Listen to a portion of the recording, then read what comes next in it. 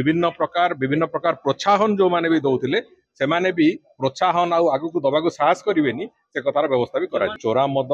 जो कुप्रभाव ओडिशा प्रदेश को बंचेवा जहाँ जहाँ दरकार देखो से बाबद में सरकार कठोर कठोर निष्पत्ति नवा आरंभ कर जेते दूर कठोर पदक्षेप निया जाई पारे चोरा मदर बिक्री बंद करने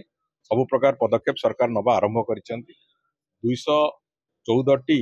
आमे जो नकली जो मद प्रस्तुत जो माने बेआईन मद प्रस्तुतकारी भाटी भी आइडेंटिफाई है राज्य सारा सबुगुड़ी को कठोर हस्तर दमन करा आगामी दिन में चोरा मद जो कुप्रभाव ओडिशा प्रदेश को बंचेवा जहाँ जहाँ दरकार करा यही घटना विशेष करके स्वास्थ्य अवस्था देखिली डाक्तखाना जो भाव में केयर नि डिस्ट्रिक्ट एडमिनिस्ट्रेशन भी प्रोएक्टिवली से कथा को दायित्व नहीं करूँ सुस्थ घर को जातु द्वितीय कथा हूँ ये कथार आहरी आगु को जीवाई जो मैंने सीधा सड़क से दायित्व रे थिले एक्साइज इन्स्पेक्टर और सब इन्स्पेक्टर दुई जन को आज सस्पेंड कराई सुपरिटेडेंट को एठू बदली कर दिया जाए भी जो अवहेला कारण एम एक्शन नबार प्रक्रिया आरंभ हो सबुठ बड़ कथा हूँ आउ टिके आम अधिक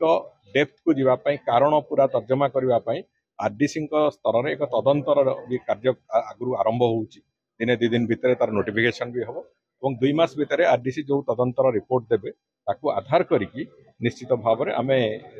परवर्ती पदक्षेप भी नबू गंजाम जिला को जो नकली मद विषाक्त मद एवं ये जो चोरा मदर जो प्रभाव अच्छी विभिन्न अंचल से मुक्त करने जहाँ जहाँ दरकार सरकार निश्चित भाव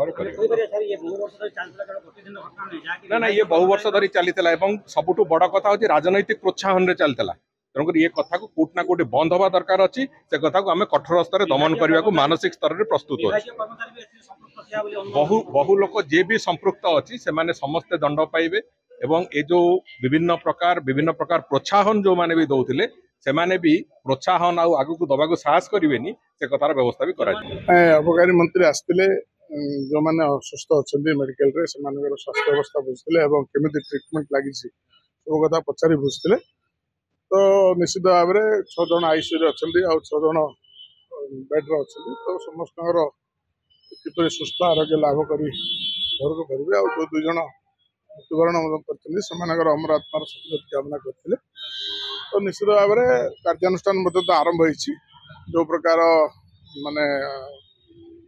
सरकार कार्यानुष्ठान आरंभ कर सब कथा ठीक चलती तो आशा रखुचु निश्चित भाव में सरकार जो प्रकार कठोर पदक्षेप नहीं चोरा मद कारबार आमर अंचल कथा कहनी सारा ओडिशा रे चोरा मद कारबार बंद करने सरकार पदक्षेप नौ तो जहाँ इस्ताहार रही निश्चित भाव में कार्यकारी हो जो विजु जनता दलर चामचा माने जो मुख्य कार्पोरेटर जे मुख्य संगठक अच्छा विरुद्ध में कार्यानुष्ठान हम बोली आशा रखुचु कारण से ही ये सीधा सड़क ये कारबार संपृक्त कारण मैंने कारबार संपृक्त अच्छे से विरुद्ध में जो 6 जन आरेस्ट होती सब विजु जनता दल कारण जो मैंने आक्रांत थे से सीधा सड़क कहते आम 15-20 वर्ष है से गाँव को जाकर मद पीऊँ तो ये कथा निजे ग्रामवासी कहते जो मैंने असुस्थ आपण मानू गणमाध्यम को कहते सोशल मीडिया रे गणमाध्यम घर घूरी बुलूँ तो लिखित भाव में 3 थर माउंदपुर ग्रामवासी लिखित भाव में मत बंद करने से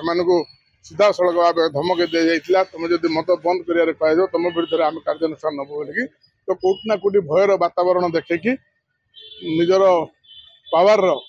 क्षमतार अपव्यवहार करिकी चोरा मद कारबार को गत 24 वर्ष है साम्राज्य बढ़ी चलता जो मंजी बुणी थे तार फल जो फल आरंभ है रिएक्शन आरंभ हो तेणु धीरे धीरे सब गुमर खोल